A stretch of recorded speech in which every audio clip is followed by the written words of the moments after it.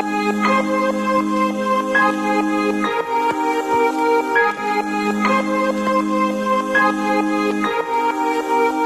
children, today we will study about the youth in Nazi Germany.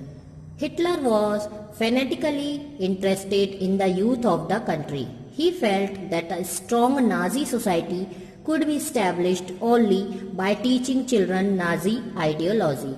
What happened in schools under Nazism? All schools were cleaned and purified. This meant that teachers who were Jews or seen as politically unreliable were dismissed. Jews, the physically handicapped gypsies were thrown out of the school, and finally in the 1940s they were taken to the gas chambers. अब जो Hitler को support करते थे और Nazi ideology को support करते थे वो सारे जो लोग थे वो ये फील करते थे कि जो नाजी आइडियोलॉजी है वह बच्चों के दिमाग में बचपन से ही डाल देनी चाहिए। हिटलर जो था बहुत ज़्यादा यूथ को लेकर के अलर्ट था कि किस तरह से उनको उनके दिमाग में उसके लिए फेवर डाला जाए। तो स्कूल उन्होंने ये शुरुआत स्कूल से की। स्कूलों को उन्होंने क्लीन कर दिया, प्योरीफाई कर दिया, और जो भी टीचर्स ज्वेस थे या बाकी के दूसरे नस्ल के थे उनको या पॉलिटिकल विश्वसनीय नहीं थे जो कि उनको उन्होंने स्कूल से बाहर कर दिया। इसके बाद उन्होंने ये भी कर दिया कि स्कूल में जो बच्चे होते थे उन ज्वेस के जो बच्चे थे, यहूदियों के जो बच्चे थे और जर्मन के बच्चे थे उनको अलग अलग बिठाना चालू कर दिया, और यहाँ तक कि उन्हें खेलने की भी परमिशन नहीं थी। बाद में उन्होंने इन सारे बच्चों को भी किसी न किसी कारण से स्कूल से बाहर कर दिया। 1940s में तो उन्होंने इन सारे बच्चों को ले जाकर के गैस चैम्बर में ले जाकर मार डाला।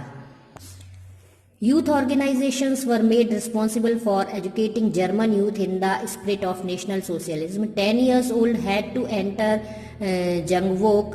At 14, all boys had to join the Nazi youth organizations, Hitler Youth, where they learned to worship war, glory, aggression and violence, condemn democracy and hate Jews, communist, gypsies and all those categorized as undesirable. After a period of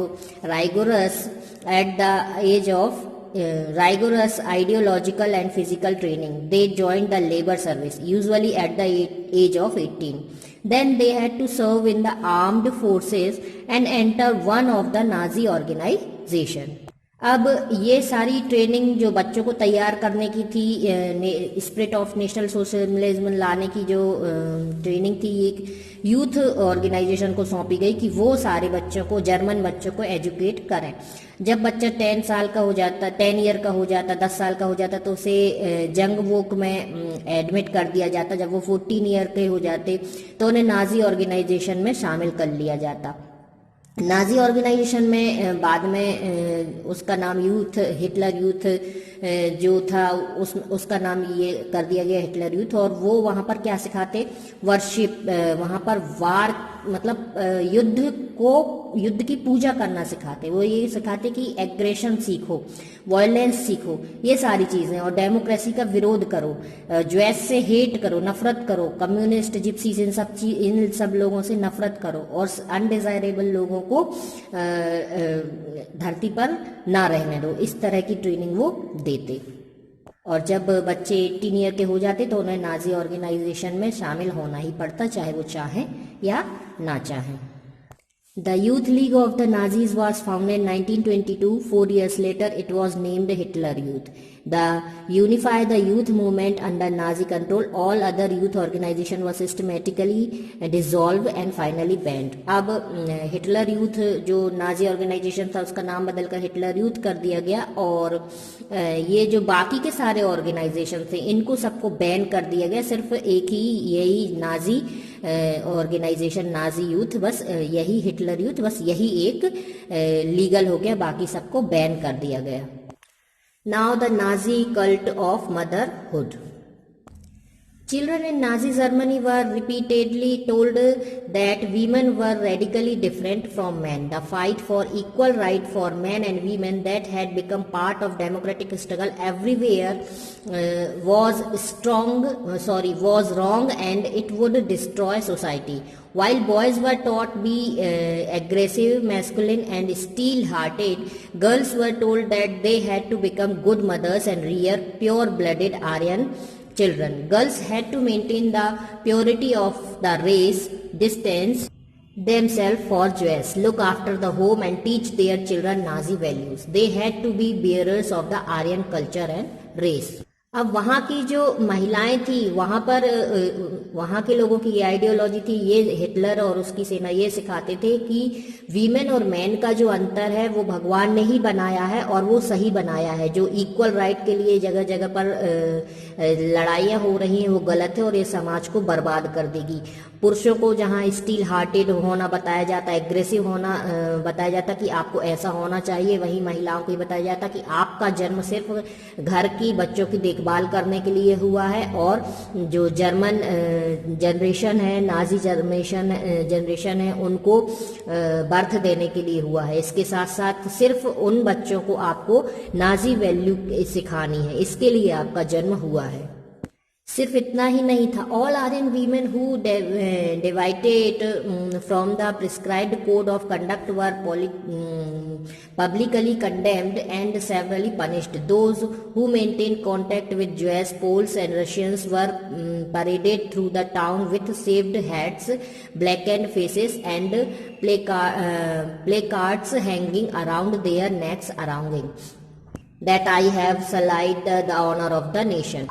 अब जो महिलाएं होती जो अच्छे गोरे बच्चों को जन्म देती, जर्मन बच्चों को जन्म देती, उनको तो प्राइज दिया जाता, लेकिन जो महिलाएं अच्छे जर्मन बच्चों को जन्म नहीं देती या जो जर्मन उनके आइडियोलॉजी थी उसको मानने वाले नहीं होते, तो उन महिलाओं को पनिश किया जाता, उनके बाल काट दिए जाते, उनका मुंह काला करके पूरे शहर में घुमाया जाता, उनको तख्ती लटका दी जाती कि मैं देश की गद्दार हूँ। इस तरह से The art of propaganda.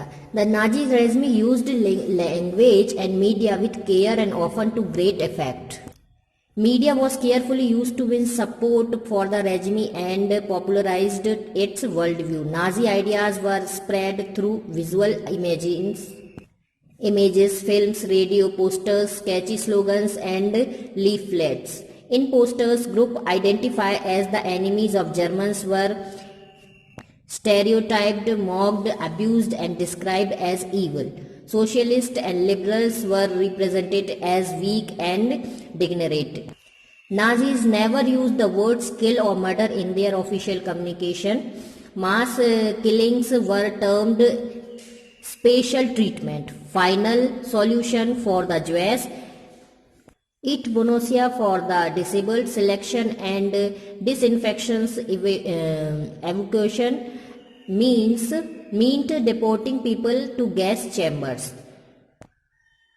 Do you know what the gas chambers were called? They were labeled disinfection areas and looked like bathrooms equipped with fake shower heads. अब जो नाजी थे वो मीडिया का बहुत ही केयरफुल तरीके से इस्तेमाल करते थे। वो उनके जो वर्ड्स होते थे वो और इस तरह के होते थे कम्युनिकेशन में कि कभी भी वर्ल्ड की हिस्ट्री में या वर्ल्ड में ऐसे ना दिखाई दे कि वो कुछ गलत कर रहे हैं। वो किल या मर्डर उन्होंने कभी इस तरह का वर्ड यूज नहीं किया। उन्होंने यदि किसी को मारते थे तो वो क्या कहते थे, स्पेशल ट्रीटमेंट। इसी तरह से ज्वेस जो थे उनको फाइनल सॉल्यूशन कहते थे और डिसेबल लोगों को यदि वो हटाते थे तो उनको एट बोनासिया कहते थे। सिलेक्शन और डिसइंफेक्शन कहते थे एवोकोशन को। इसका मतलब था कि जो लोग गैस चैम्बर में भेजे जा रहे हैं। सिलेक्शन और डिसइंफेक्शंस मतलब सिलेक्शन और डिसइंफेक्शन क्या करते थे, गैस चैम्बर में भेजने कहते थे। मर्डर और किल ये तो वो वर्ड यूज करते ही नहीं थे।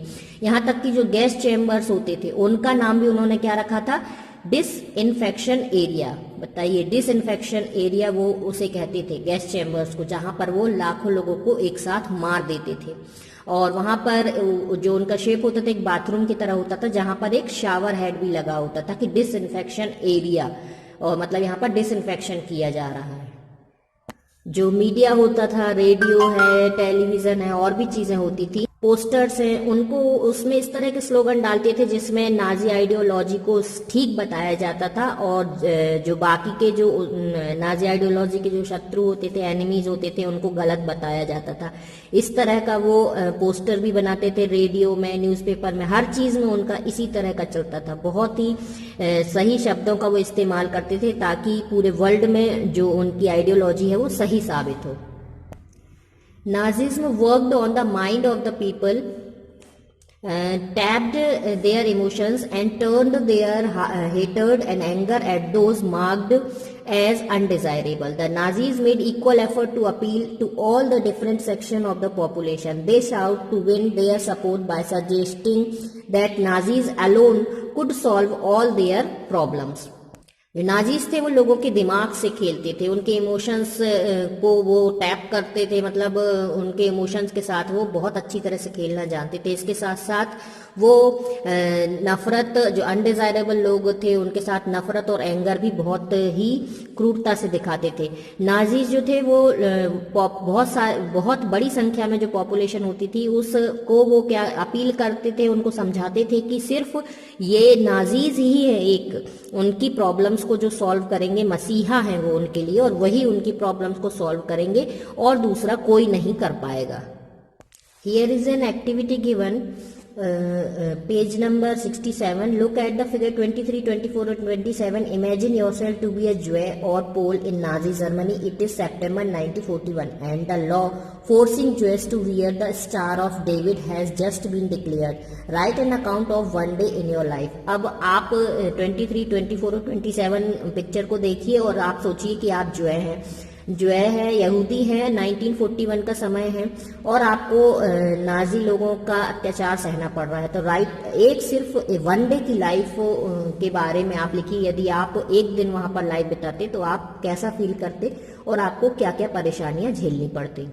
अब यहाँ पर कुछ सोर्सेज दिए गए हैं, सोर्सेज CDEF, तो इनमें आप पढ़ेंगे क्योंकि इसमें डायरेक्ट जो हिटलर बोलते थे वो बताया गया है, या और भी जो हिटलर के जो सपोर्टर थे वो क्या स्टेटमेंट देते थे वो इनमें बताए गए हैं। तो आप इनको रीड करेंगे अच्छी तरह से, समझने की कोशिश करेंगे कि उस वक्त उनकी मेंटेलिटी और एम क्या होते थे। This is page number 17 and 70 and here some important dates are given. So you have to read all dates and see what happened in these dates. Ordinary people and the crimes against humanity, we will read about it in the next video.